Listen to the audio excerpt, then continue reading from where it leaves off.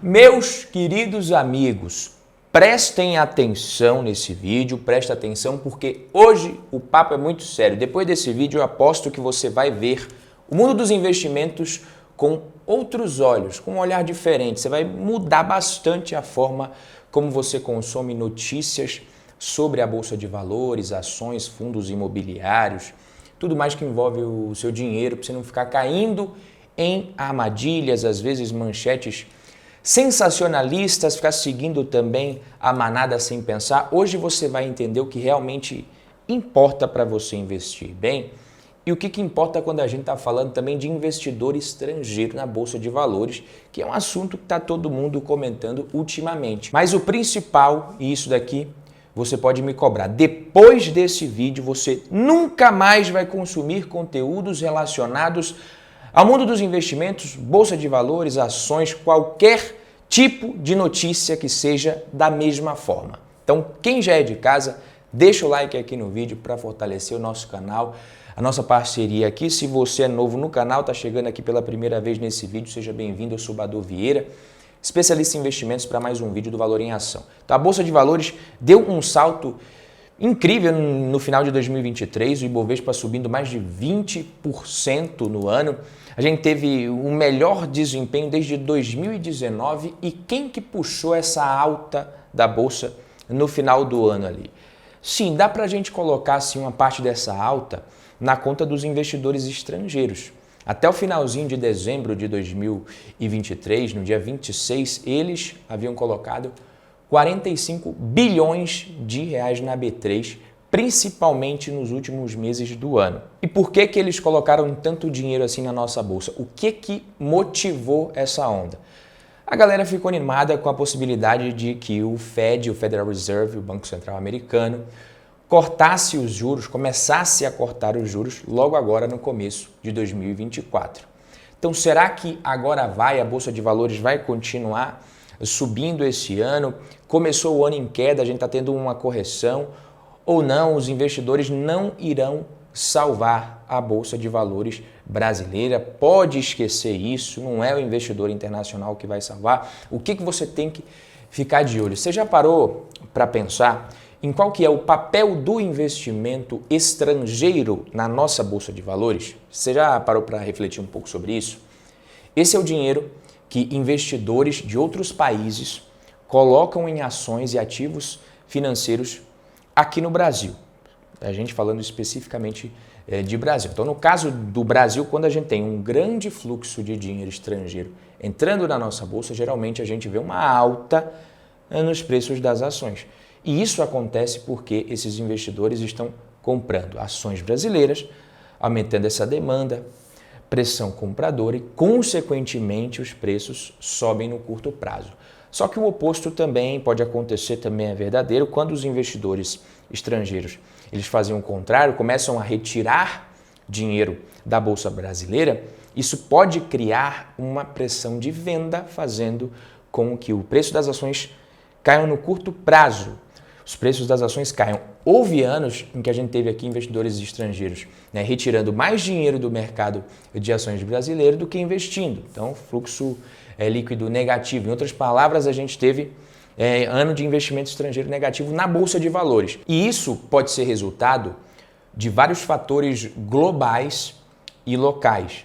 Você tem incertezas políticas, aumento de taxa de juros, redução de taxa de juros, desafios econômicos específicos aqui no Brasil, globalmente também, mas, por exemplo, em 2020, durante a pandemia, você viu muita saída de investidores estrangeiros da Bolsa Brasileira devido à grande incerteza global. Só que mesmo num ano bem difícil, desafiador, a Bolsa Brasileira conseguiu se recuperar. Outro ótimo exemplo de como a Bolsa ela pode ter um bom desempenho mesmo com um investimento estrangeiro sendo limitado e negativo foi 2019. Nesse ano, o Brasil não viu um fluxo muito grande, muito positivo de investidores estrangeiros. Na verdade, a gente teve mais saídas do que entradas de capital estrangeiro na Bolsa Brasileira. Isso poderia ter sido um motivo de preocupação, de queda para alguns investidores. Pode até ser que foi, mas de forma surpreendente a Bolsa Brasileira teve um desempenho muito positivo naquele ano.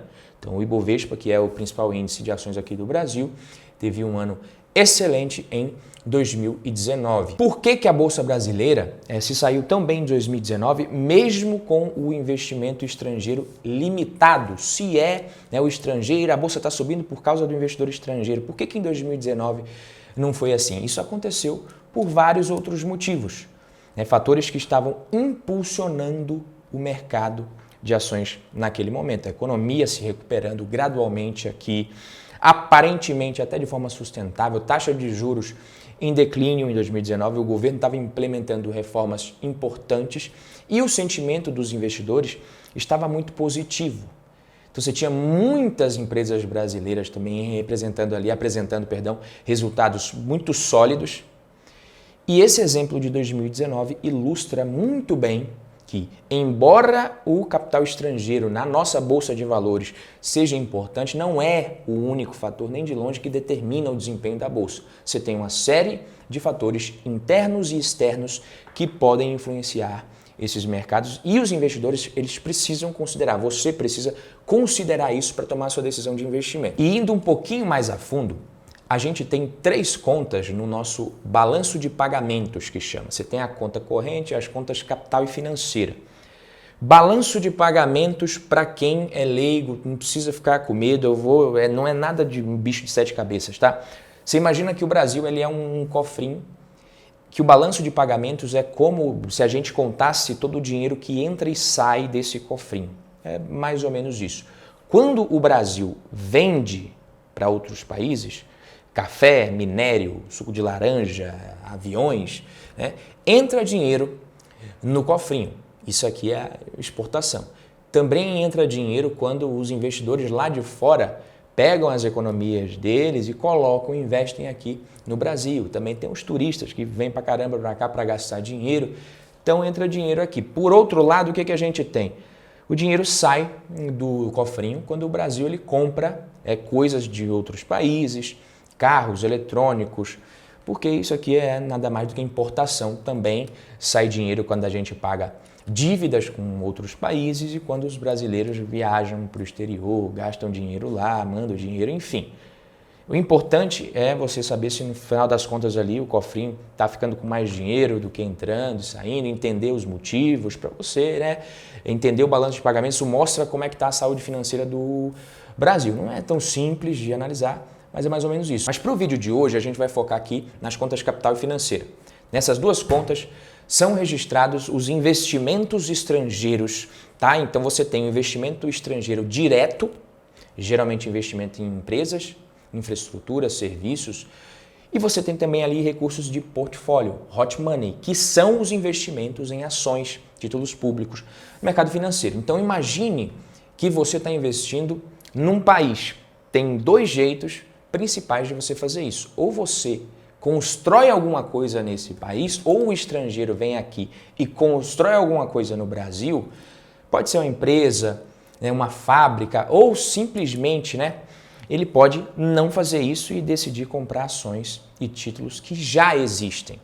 Então essas são, respectivamente, as 2 formas de investimento em estrangeiro direto e investimentos em recursos de portfólio, que eu falei que é o hot money, só com a observação também que faz parte dessas contas aqui os empréstimos e financiamentos internacionais, mas não vem ao caso no vídeo de hoje. Então vamos pensar no investimento estrangeiro direto como o estrangeiro vier aqui plantar uma árvore num jardim. Ele vai ter que plantar, cuidar, e com o tempo ela vai crescer, vai dar frutos e vai beneficiar o ambiente que está ao redor dela. O investimento estrangeiro direto, ele é mais ou menos assim. A galera vem aqui e vai investir diretamente em negócios, projetos, criando uma parada mais duradoura. Isso vai gerar emprego, vai trazer novas tecnologias, habilidades, ajuda a nossa economia a crescer de maneira mais sustentável, entendeu? Só que você tem o hot money, que é como se você estivesse apostando em cavalo de corrida. Você vai colocar o dinheiro aqui no Brasil, em ações, títulos, o que quer que seja, e vai ganhar. Você, eu vou colocar, tem esse ano para colocar esse dinheiro aqui. Onde é que eu coloco? Coloco no Brasil, coloco na Índia, coloco na China, coloco onde que eu vou investir? Ah, eu cheguei à conclusão de que no Brasil é legal. Então, vou ganhar esse ano lá e volto. Esse dinheiro ele pode entrar e sair com muita facilidade. É um investimento mais de curto prazo. É por isso que eu falo, nesse tipo de investimento aqui, principalmente, o investidor estrangeiro ele olha para o Brasil simplesmente como mais um país em desenvolvimento, mais um país emergente na América Latina. Ele tem um cardápio que ele pode jogar isso daí e ele geralmente olha pensando ali em qual país que vai dar mais lucro para ele no curto prazo. Então, por que o investimento estrangeiro direto ele é melhor, mais importante para o crescimento sustentável de um país? Simples. A árvore ela continua dando fruto ano após ano. Esse dinheiro não consegue entrar e sair rapidamente depois que ele já foi investido. O cara não vai montar uma fábrica aqui e depois vai levar essa fábrica para lá. Não é assim que funciona. É vender para alguém, é mais caro ou mais barato simplesmente. Então, nos últimos anos, se você for ver, 2022 foi o melhor ano dessa estatística de investimento direto. E a gente teve uma queda forte em 2023. Só que nos últimos anos, o Brasil ele está meio que estagnado mesmo com relação a essa estatística do investimento direto. Nosso último grande salto mesmo foi lá em 2007, 2008, no boom das commodities agrícolas, que foi isso que fez o Brasil ir bem, o Brasil se beneficiou também. Se você pegar esse grande salto de 2022, tem muito a ver também com commodity agrícola que estava em alta naquele ano. Porque o Brasil basicamente é isso, é commodity. Então, não, o investidor estrangeiro não vai salvar o Brasil. O que vai fazer a gente crescer é a gente ter mais investimento, o país crescer, a economia crescer de forma mais sustentável. Só que para isso, por enquanto, infelizmente, o Brasil é extremamente, excessivamente dependente de commodities. Então, eu posso te dizer e te afirmar com toda a certeza, se a gente tiver um novo mega ciclo das commodities, super boom das commodities, que nem a gente teve em 2008, o Brasil vai crescer tranquilamente e a Bolsa de Valores vai se valorizar muito. Só que você depende disso daí, desses ciclos. O Brasil ele não se movimentou para evoluir.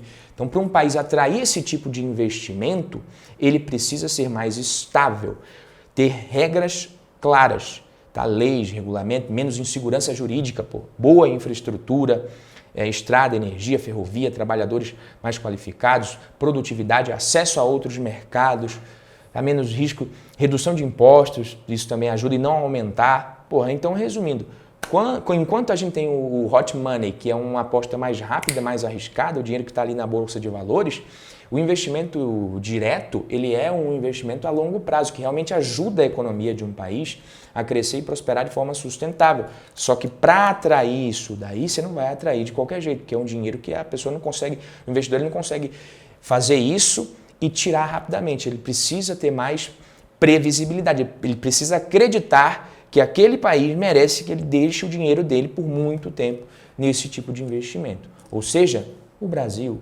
segue na mesma. Tá? Esquece Bolsa de Valores por causa do investidor estrangeiro. A gente depende, nesse momento, mais de uma sinalização do Banco Central americano de que os juros vão cair. O Brasil segue sendo o Brasil e provavelmente vai continuar sendo o Brasil, não invista, baseado em conto da carochinha. E agora, meus queridos, é que vem a parte mais importante do vídeo e eu quero que você anote, pelo amor de Deus, pega papel e caneta e anota isso daí. Porque você não deve se preocupar tanto com isso, com esse tipo de previsões, com essas notícias, tudo isso no fundo é distração. Sempre que você se deparar com previsões em relação à economia, notícias, você precisa se questionar. O que você vai se perguntar? Se pergunta o seguinte, daqui a um ano, daqui a 5, 6 meses, um ano, eu vou estar preocupado com isso? Ou isso daqui não vai nem fazer a menor diferença na minha vida? Se pergunta isso. Que se na maioria das vezes a resposta é, daqui a 6 meses, um ano, eu não vou nem lembrar disso aqui mais, aí tá tranquilo. É assim mesmo. O mais correto seria, nós investidores, irmos atrás de informações mais aprofundadas. A gente buscar aprender realmente sobre as coisas, sobre como investir. Um conteúdo mais atemporal, que você pudesse aplicar na sua vida de investidor. Na sua vida, com muito mais frequência ao longo do tempo. Um negócio que ano que vem vai continuar valendo. um conceito que você aprende. E a maioria das notícias que aparecem nos seus grupos aí, no celular, essas manchetes que ficam piscando também no celular, são notícias de curto prazo, com um prazo curto de validade. Tá? Para você saber ali qual foi o lucro da Petrobras ou da Vale no quarto tri de 2023, no primeiro tri de 2024, isso não vai mudar a sua vida. Agora, você saber o que as pessoas geralmente fazem nos momentos em que os seus ativos de renda variável se desvalorizam, caem bastante, agindo ali de forma emocional, com medo, indo junto com a manada, se entender a cabeça do ser humano, talvez isso te ajude a ser um investidor melhor no longo prazo. Mas para isso você vai parar, ler um livro, outro livro, assistir vídeos mais completos sobre isso daí, e não ficar vendo esse tipo de noticiazinha ali só com a manchete, um parágrafozinho que fica saindo e pipocando todo dia. Esse tipo de ensinamento, de conteúdo, ele é mais o quê? Permanente. Você vai usar aquilo ali. E como o seu tempo, o nosso tempo é limitado, você decide que tipo de informação que você vai consumir. E na maioria das vezes as pessoas ainda preferem consumir informações e notícias com prazo de validade muito curto. Notícias que daqui a, às vezes, uma semana, né? Eu falo 6 meses, um ano, mas daqui a uma semana não vai fazer a menor diferença na vida dela. Hoje é um investidor estrangeiro que está ajudando. 6 meses atrás já era o contrário. Um ano atrás já era o que está acontecendo hoje de novo. Isso varia muito. Isso não vai mudar a sua vida como investidor. Tá? Mas por que as pessoas preferem fazer isso? Primeiro, porque pelo fato das pessoas preferirem os portais de notícias, as empresas de mídia, elas dão prioridade para para produzir esse tipo de conteúdo. Porque ela sabe, ela vai produzir, isso vai gerar interesse, vai gerar hype, vai gerar clique. E segundo, porque quando você bate o olho nesse tipo de notícia, nesse tipo de conteúdo, você tem a sensação de que se você não consumir ele logo, você vai perder alguma coisa em relação às pessoas que tiveram acesso àquela informação primeiro que você. Então você tem lá a manchete, Vale explode lucro líquido em 2022, veja como se beneficiar. Porra, isso aqui é commodity, não tem controle nenhum sobre o preço, não tem essa coisa de você... Mas você vai lá e clica. Então você corre lá e lê e não perde nada que você achava que você iria perder em relação aos outros que iriam ler primeiro do que você. Você perde o seu tempo com um monte, às vezes, de merda que você não deveria perder. Só que na maioria das vezes, você só vai perder o seu tempo mesmo, tá? Então, meus queridos, aquelas notícias que ficam piscando na tela do seu celular sobre o mercado financeiro, na maioria das vezes, aquilo ali é espuma ao vento, é espuma na praia, da onda da praia que desaparece em segundos ali. A verdade é que essas notícias de curto prazo, tá? Lucros trimestrais, da gigante ali, Vale, Petrobras, anúncios meio bobos, isso aí pode parecer super importante para você quando ela está ali na sua frente, mas amanhã já era, pô. Tá? Não tem nem 6 meses, como eu falei, que a notícia era de que o investidor estrangeiro estava fugindo do Brasil. Então fica de olho no que você consome, porque se você ficar também ligado nesse sobe e desce diário da bolsa, ficar reagindo a cada notícia como se fosse um grande alarde ali, isso vai te levar a fazer besteira, tomar decisões baseadas na emoção do momento. Isso aí é o mesmo de que você jogar com a sorte, né? Jogar na loteria nos seus investimentos, e não é para isso que você investe. Então, qual que é o caminho? É simples, pare de se preocupar com essas notícias passageiras e mergulhe de cabeça nos fundamentos. É isso que vai definir a saúde do seu patrimônio, dos seus investimentos. Estude o que é importante, tá? Entender também geralmente ali como é que as pessoas reagem nos momentos de altos e baixos do mercado. Isso é mais valioso. Saber quanto que o povo está entrando em pânico e quanto que está todo mundo achando que vai ficar rico da noite para o dia, te ajuda a evitar essas armadilhas emocionais no médio e longo prazo. Então, pensa assim, ao invés de você ficar correndo atrás dessas notícias que vêm e vão o tempo inteiro, investe o seu tempo aprendendo sobre o que realmente faz a diferença no longo prazo. Não é só sobre escolher ações, é sobre entender como o jogo funciona e jogá-lo com inteligência. Então, resumindo, não perca tempo com essas notícias, que são mais fumaça e fogo de palha. Foque no que vai te fazer um investidor melhor a longo prazo E é nessa sabedoria que está o verdadeiro valor. Aquela visão que não vai sair de moda, um conteúdo ali que não sai de moda, que te mantém firme nas altas e quedas. Beleza, meus queridos? Por hoje é isso, fico por aqui, vejo vocês no próximo vídeo, tamo junto, valeu!